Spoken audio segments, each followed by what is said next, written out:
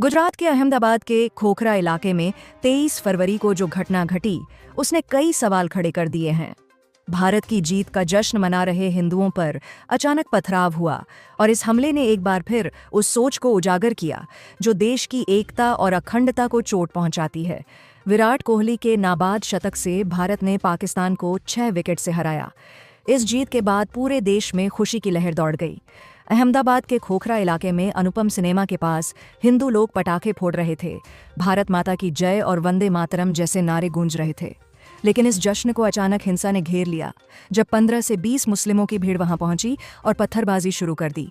स्थानीय लोगों के मुताबिक इस घटना की शुरुआत 2 मुस्लिम बाइक सवारों से हुई जिन्होंने पटाखों को लेकर बहस की और फिर वहां से चले गए। थोड़ी देर बाद वे एक बड़ी भीड़ के साथ लौटे और बिना किसी चेतावनी के पत्थर फेंकने लगे।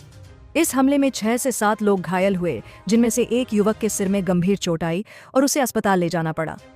पुलिस ने इलाके में भारी फोर्स तैनात कर दी है और जांच जारी है, लेकिन अब तक किसी की गिरफ्तारी नहीं हुई है, न ही कोई FIR दर्ज की गई है। घायलों का इलाज चल रहा है, मगर इस घटना ने देश के सामने एक बड़ा सवाल छोड़ दिया है। क्या भारत में रहकर भारत की जीत का जश्न मनाना अपराध है?